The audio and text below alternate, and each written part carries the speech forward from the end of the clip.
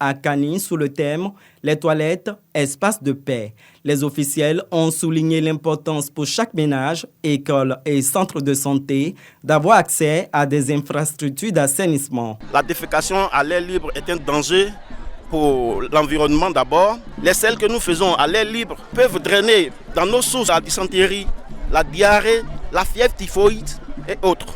Il y a deux aspects qui sont très importants et que nous souhaitons vraiment mettre en relief. Le premier, c'est la mobilisation du corps préfectoral dans le domaine de la mise en place de communautés qui sont libres de défécation à l'air libre. L'autre chose qui est importante, c'est la mobilisation de la communauté. Et je pense que le gouvernement a raison d'impliquer les élus locaux, les chefs de village, les chefs coutumiers et tout. Sans approche communautaire, il n'est pas possible d'avoir des mises en place ou des interventions qui soient pérennes. Donc c'est important et nous souhaitons encourager le gouvernement à poursuivre dans cette voie qui est en train de montrer des résultats. Le ministre Bouaké Fofana a fait remarquer les défis actuels et les efforts du gouvernement pour améliorer l'assainissement. Il a offert du matériel de salubrité aux écoles primaires publiques du département de Kani et à la population. Il a également distingué des membres du corps préfectoral, des très petites entreprises de différentes régions du pays, ainsi que des directeurs régionaux de l'assainissement. L'accès à des services d'assainissement en ville et en milieu rural est un des enjeux importants pour la santé publique, pour la protection de l'environnement et même pour l'urbanisme, le développement de nos villes. Sachant que le corps préfectoral est également un de nos appuis pour cette lutte contre la défécation à l'air libre. Le manque de toilettes est une menace pour l'hygiène et la santé. Les organisations et acteurs de la défense et de promotion des droits de l'homme réunis au Centre culturel Jacques Aka de Bouaké. Nous sommes à la commémoration de la Journée internationale des droits de l'homme. Cette rencontre, à l'initiative du Conseil national des droits de l'homme, vise à mobiliser toutes les organisations de défense des droits de l'homme autour des valeurs contenues dans la Déclaration universelle des droits de l'homme. C'est un cadre pour nous de célébrer tous les acteurs, d'honorer tous les acteurs de promotion, de protection et de défense des droits de l'homme, entretenir les populations sur leurs droits, mais les inviter à dénoncer de lutte contre toutes les violations et les atteintes des droits de l'homme que nous pouvons observer ou bien enregistrer dans la région de Bouaké. Une conférence est prononcée pour expliquer le sens de l'adoption de la Déclaration universelle des droits de l'homme par l'Assemblée générale des Nations unies en 1948. Le conférencier a insisté sur les mécanismes de dénonciation, de promotion et de défense des droits de l'homme. Il était question pour nous de montrer les différents outils de protection et de promotion des droits humains. La Côte d'Ivoire permet aujourd'hui que les droits de l'homme soient enseignés dans les écoles, au niveau du primaire, au niveau du secondaire, au niveau de l'université. La Journée internationale des droits de l'homme est commémorée chaque 10 décembre. Le thème retenu cette année est « Nos droits, notre avenir, maintenant ». Une délégation du CNLC, Comité national de lutte contre la contrefaçon, est à Bouaké dans le cadre d'une campagne de sensibilisation intitulée FSR, Formation, Sensibilisation, Répression, portée sur le projet Stop Contrefaçon. Le FCR vise à informer les populations sur les risques liés à la commercialisation et à la consommation des produits contrefaits, tout en renforçant les compétences des agents en charge de la lutte contre la contrefaçon. C'est dans cette optique qu'un atelier de renforcement des capacités des agents de l'administration en charge de la lutte contre ce fléau est initié. L'initiative s'inscrit dans l'engagement du CNLC à protéger les droits des titulaires des marques et à assurer la sécurité des consommateurs. Et notre plan d'action nous amène dans toutes les villes à faire la sensibilisation, mais aussi à faire la répression. Informer la population des dangers de la contrefaçon et que la population elle-même doit faire attention à ce qu'elle consomme. Une rencontre qu'apprécient les participants. Nous travaillons en collaboration avec le CNLC et toutes les autres structures comme la douane, le ministère du Commerce, la police, la gendarmerie pour leur donner les informations suffisantes pour que ces partenaires que nous appelons les partenaires traditionnels nous aident à identifier déjà les produits qui sont les vrais des faux. Nous nous engageons fermement auprès du Comité national de lutte contre la contrefaçon pour mettre une fin à ce fléau-là. À l'issue de cette formation, le CNLC sillonnera les marchés et autres espaces commerciaux pour une sensibilisation de proximité. Après Bouaké, la ville de Kourougo va accueillir la délégation.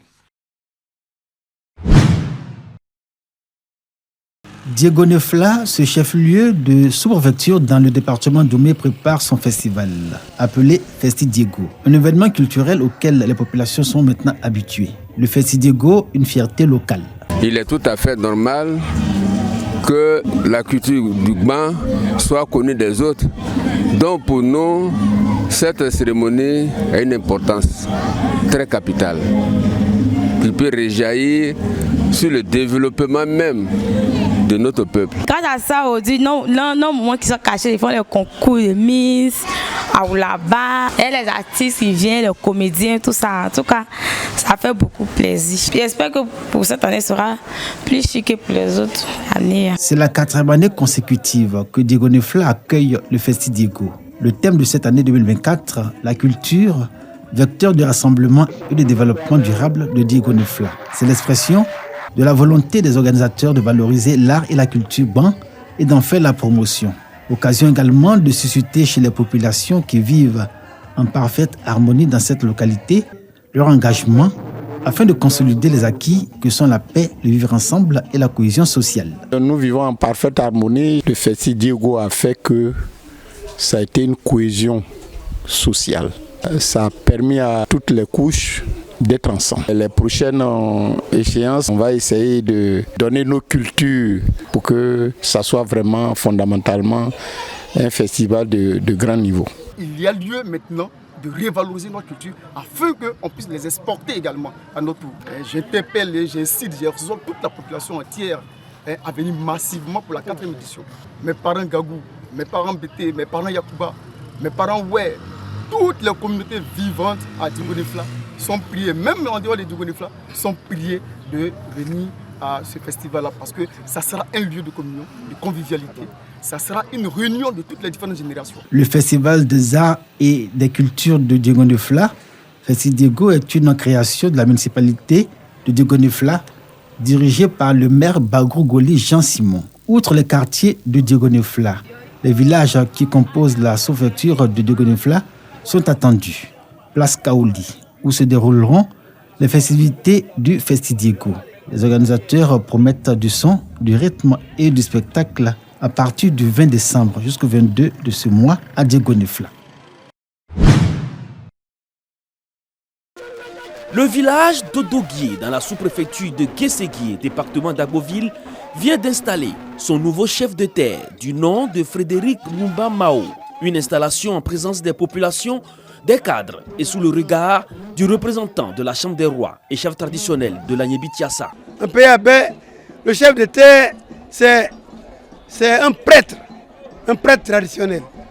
Dans ce sens où il intercède entre les manes des ancêtres, les esprits des eaux et Dieu lui-même.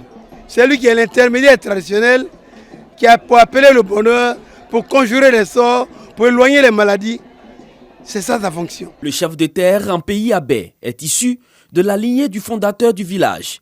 Il n'est pas élu, mais désigné. En recevant les attributs liés à sa nouvelle charge, il s'engage à œuvrer pour le respect des us et coutumes et pour le développement de la localité. Je viens d'être désigné chef de terre dans la lignée des mes aïeux qui ont fondé ce village-là. Et donc je voudrais que dans ce village-là, la paix règne, l'entente, la concorde règne dans ce village-là, que tous les fils et filles du village de Doguié, la main dans la main, m'accompagnent pour faire avancer le village. Ingénieur agronome à la retraite, Nana Mao II devient ainsi le 4e chef de terre du village de Doguié. Après plusieurs semaines de compétition réunissant 10 équipes issues des quartiers du village d'Ananguié, Ghana et Conakry se sont retrouvés en finale pour l'apothéose du tournoi de la cohésion et de l'amitié. Au terme de l'opposition, le quartier Conakry en jaune et noir sera vainqueur sur le score de 2-0 et remporte le trophée.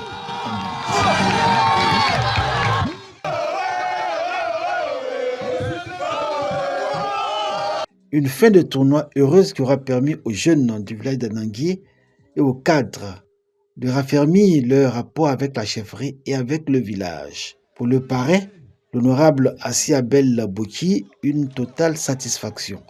Les jeunes ont montré leur maturité et leur amour pour leur village Anangui. L'esprit de fraternité qui a prévalu nous amène à féliciter le comité d'organisation et les jeunes qui ont participé donc à cette journée sportive.